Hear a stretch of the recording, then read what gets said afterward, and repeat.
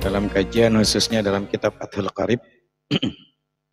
Sebelumnya mari bersama-sama kita bacakan suratul Fatihah agar kiranya Allah berikan dari pelajaran-pelajaran yang terus kita lalui, agar Allah mampukan kita pertama untuk bisa memahaminya, dan selanjutnya memohon kepada Allah agar kiranya Allah mampukan kita untuk bisa mengamalkannya.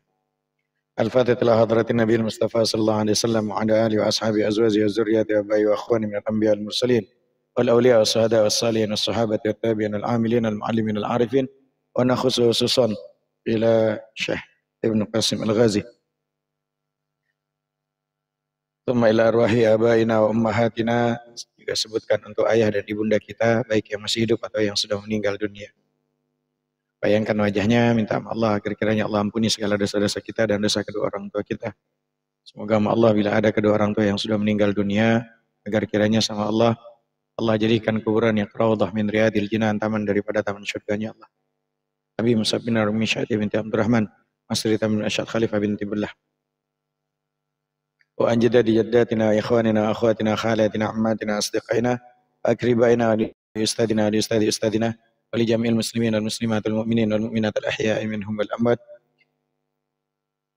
Juga apapun hajatnya, apapun keinginannya teman-teman, kita luruskan dulu niat untuk talabul ilmi, untuk nuntut ilmu. Minta sama Allah agar kiranya semoga dengan cara kita nuntut ilmu, Allah ampuni segala dosa-dosa kita, dan tentu semoga segala hajat-hajat kita, keinginan kita semoga Allah kabulkan, dan segala hajat yang nanti dikabulkan semoga semakin dekat kepada Allah.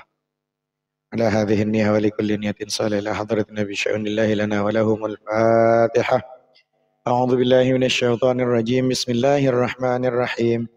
Alhamdulillahi rabbil alamin. Arrahmanir rahim. Maliki yaumiddin. Iyyaka na'budu wa iyyaka nasta'in. Ihdinas siratal mustaqim. Siratal ladzina an'amta 'alaihim ghairil maghdubi 'alaihim waladdallin. Amin. Lanjut. Bismillahirrahmanirrahim. Qala al-musannif alhamdulillah ala nikmatil iman wal islam wa kulli hal. Allahumma shalli ala sayyidina Muhammad wa ala ali sayyidina Muhammad. Rabbana zidna ilman warzuqna fahman wa alhiqna bis salihin. Rabbi israh li sadri wa yassir li amri wa hlul 'uqdatam min lisani yafqahu qawli. Amma ba'du. Qala al-musannif rahimahullah ta'ala wa ataman naf'an bi ulumi wa bikum fid dharain amin. Syaratus shalah di sini saya akan bacakan langsung supaya lebih ringkas teman-teman ya. Karena di sini juga sebetulnya masih hampir 50 menit lagi untuk waktu salat ya di Jakarta khususnya. Bagi ada yang sudah waktu salat silakan salat. Mungkin ada yang di Sulawesi lebih dulu salatnya. Jakarta masih 50 menit lagi kurang lebih. Syarat sahnya salat. Syarat syah salat sebelum melakukan salat itu ada 5 teman-teman. Ya salat, waalaikumsalam warahmatullahi wabarakatuh yang sudah hadir. Sambil bagikan linknya, bantu tap-tapnya, love orange-nya jangan lupa untuk diklik juga ya.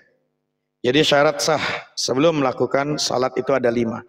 Jadi saya ulang, syarat itu adalah ketentuan-ketentuan yang harus dipenuhi sebelum melakukan satu pekerjaan. Itu namanya syarat.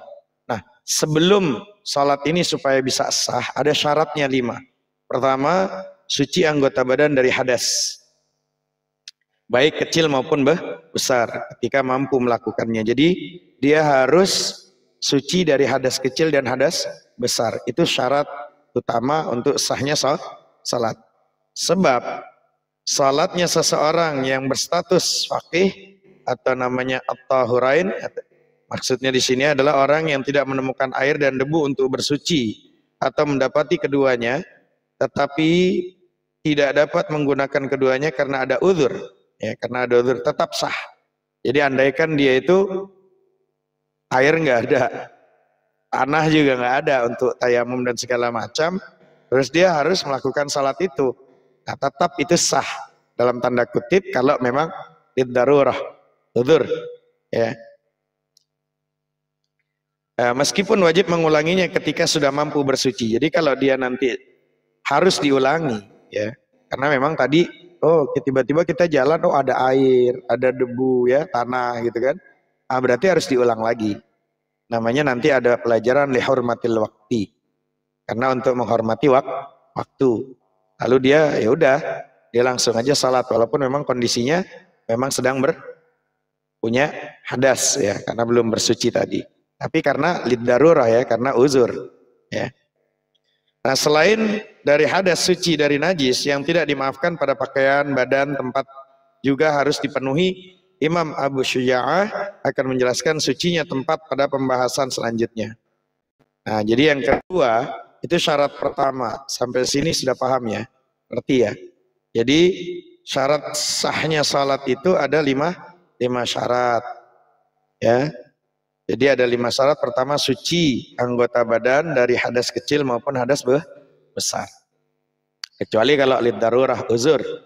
Ya, karena memang ada hal-hal yang membuat dia uzur, maka dia boleh salat, tapi tetap Waalaikumsalam warahmatullahi wabarakatuh harus diulang ketika sudah mendapati ada air dan untuk bersucinya. Atau untuk pakaian saya najis semuanya Ustaz, kita udah tidak memungkinkan lagi karena pakaian yang ada di badan, maka lakukan salat.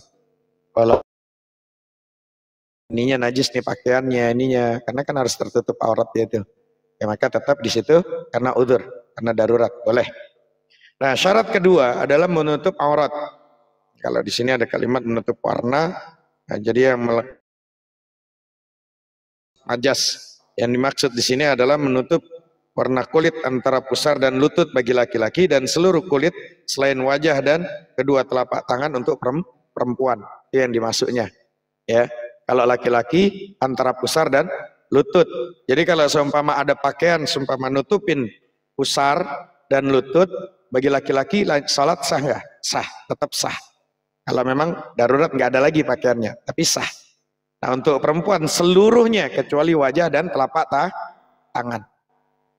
Ya. Jadi menutup aurat ketika mampu meskipun seseorang sedang sendirian di dalam kegelapan, walaupun dia sendirian saat nutup, kan nggak ada orang, tetap harus ditutup. Sampai sini paham ya? Ya. Nah,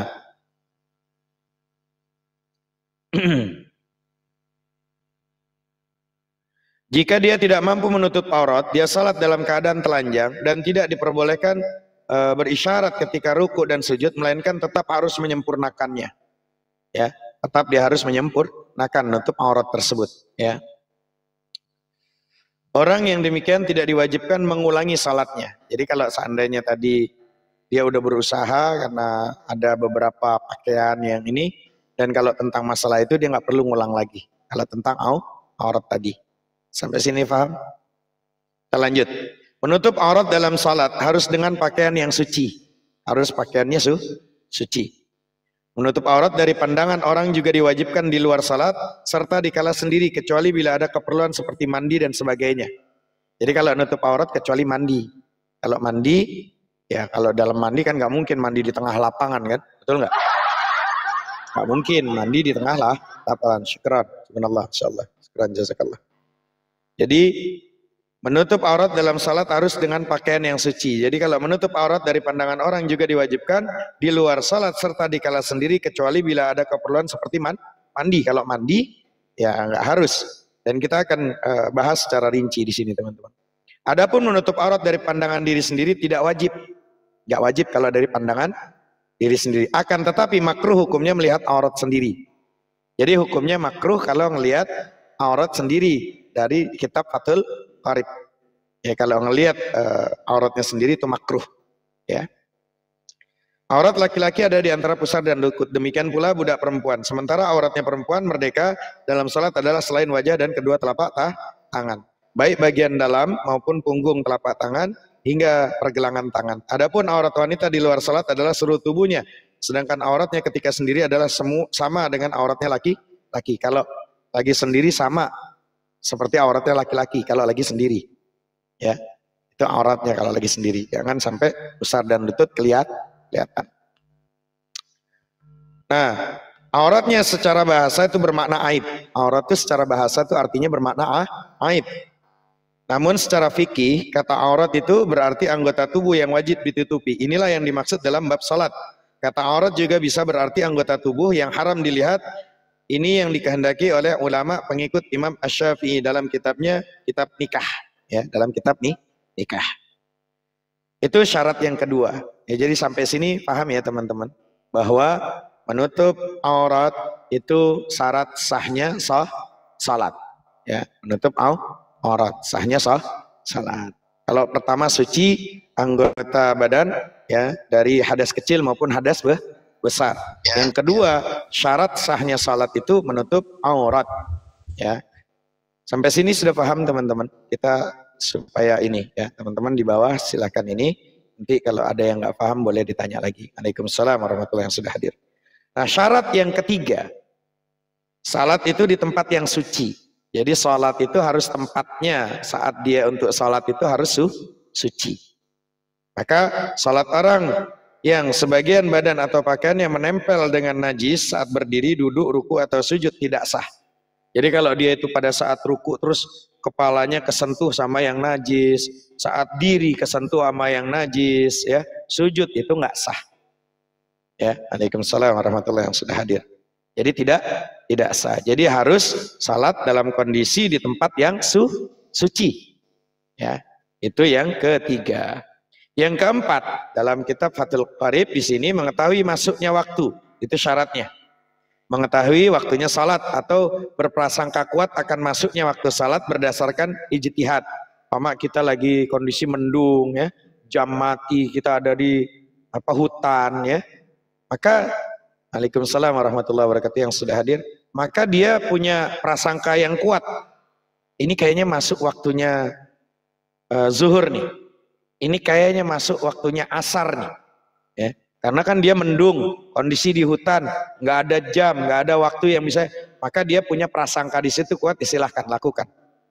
Seandainya seseorang melakukan salat tanpa semua itu, salatnya tidak sah walaupun salat yang dikerjakannya telah masuk waktunya. Jadi dia harus punya masuk waktu dan harus punya prasangka kira-kira prasangka yang kuat kalau di hutan, terus kondisi matahari dalam kondisi mendung atau segala macam, maka di situ harus punya keyakinan. Ya, kalau dia ragu berarti nggak sah. Paham ya sampai sini ya? Itu syarat yang keempat. Lalu yang terakhir syarat kelima, menghadap kiblat. Jadi dia harus menghadap kiblat. Tepatnya itu Ka'bah. Jadi Ka'bah disebut dengan kiblat karena orang yang salat menghadap ke arahnya, dan disebut dengan Ka'bah karena ketinggiannya. Disebut Ka'bah karena ketinggiannya. Nah, menghadapkan dada ke arah kiblat adalah syarat bagi orang yang mampu melakukannya. Imam Abu Syuja'ah itu pengecualiannya beberapa kasus dari syarat mampu menghadap kiblat. Jadi seseorang yang diperbolehkan tidak menghadap kiblat di dalam salat dalam dua keadaan. Dalam dua keadaan. Apa itu? Pertama, saat keadaan sangat genting dalam kondisi perang seumpama. Diperkenankan misalnya seseorang boleh tidak menghadap kiblat saat salat, baik salat wajib maupun salat sunnah. Pak sini paham ya?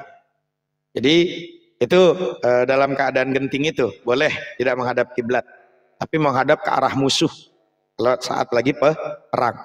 Yang kedua, saat melaksanakan salat sunnah di atas kendaraan kala bepergian. Ya. Jadi kalau lagi dalam keadaan bepergian, umpama dia, wah nih saya waktunya masuk salat nih gitu loh, naik kendaraan tuh kita bingung nih mana arah kiblat, keadaan mendung, maka ya sudah, gak apa-apa walaupun memang kondisi nggak ngadep, tapi kita harus meyakini bahwa kita menghadap kiblat dari prasangka kitanya. Ya saya salat ya, posisinya kita merasakan kita menghadap kiblat. Kita kan lagi nggak tahu tuh, tapi harus ada rasa sangka menghadap kiblat. Nah, contoh seorang musafir dalam perjalanan yang bersifat mubah walaupun jaraknya dekat, diperbolehkan melaksanakan salat sunnah dengan menghadap ke arah tujuannya walaupun tidak menghadap kiblat. Nah, sedangkan untuk musafir yang naik kendaraan tidak diwajibkan meletakkan kening di atas pelana misalnya, melainkan dia diperbolehkan berisyarat ketika ruku dan sujud. Contoh, kalau lagi posisi duduk di kendaraan, kita pakai isyarat Allahu Akbar. Nah, kalau ruku ya rendahkan Allahu Akbar, subhanallah, sami Allah liman. Pada saat sujud harus lebih agak dalam lagi, gak harus keningnya posisi sampai ke lantai. Sampai sini paham ya teman-teman ya? Ya dong ya, paham ya? Insyaallah ya. Ya jadi di situ, jadi tidak meletakkan kening kalau lagi dada, dengan isyarat untuk sujud lebih rendah daripada isyarat rukuknya, gitu ya. Nah, musafir yang berjalan kaki harus menyempurnakan ruku dan sujudnya. Kalau dia musafir jalan kaki harus sempurnakan. Ya, kalau jalan kaki menghadap kiblat ke arah ruku dan sujud, dan tidak dibolehkan berjalan kecuali saat berdiri dan tasyahud. Ya, Allah Taala a'lamu bissawab.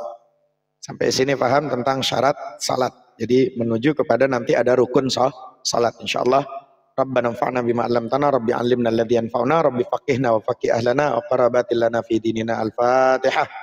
A'udzu billahi minasyaitonir rajim. Bismillahirrahmanirrahim. Alhamdulillahi rabbil alamin, arrahmanir rahim, maliki yaumiddin. Iyyaka na'budu wa iyyaka nasta'in.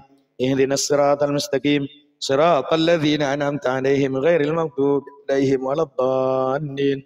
Amin. Demikian teman-teman. Jadi syarat salat itu ada 5 dalam kitab Fathul Qarib. Jadi dianggap sah itu salatnya kalau memenuhi 5 syarat. Ya. Yang pertama apa tadi, Ani? Ani.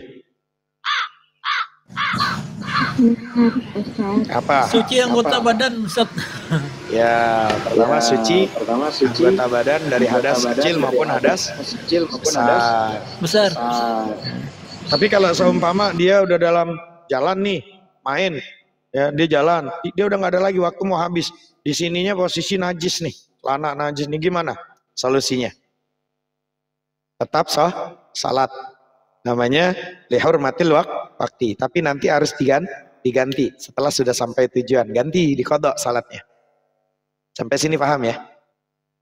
Karena memang darurat, nggak ada lagi pakaiannya, karena memang posisi badannya sedang dalam kondisi memang kena najis apa segala macam. Itu namanya lihurmatil waqti. Nanti ada bab-babnya tersendiri. Ya. Lalu yang kedua apa? Syarat sahnya salat. Salat itu dianggap sah. Yang kedua harus menutup aurat. Menutup aurat. Menutup aurat. Auratnya laki-laki dari mana ke mana?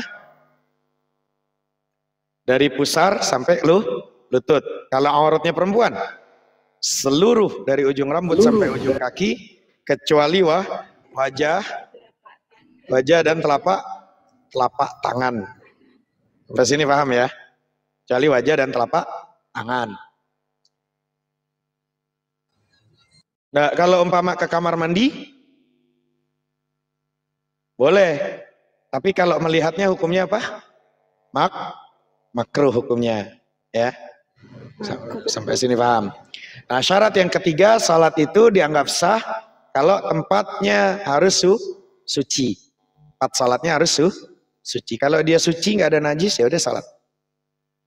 Jangan sampai pada saat lagi diri, tentunya palanya ini sini ada najis, ada atap yang najis, yang kotor, sujud, tempat sujud nggak boleh. Ya, tidak boleh. Ya. Lalu yang keempat, syarat sahnya itu apa? Ingat, mengetahui masuknya waktu. Ya, waktunya tahu. Atau dia itu menyengaja, dia tahu umpama ada di hutan, dia harus posisi punya prasangka yang kuat. Ini masuk waktu zuhur. Ya, masuk waktu zuhur. Ya. Seperti itu ya. Terus terakhir menghadap kiblat. Wallahu taala a'lamu bissawab.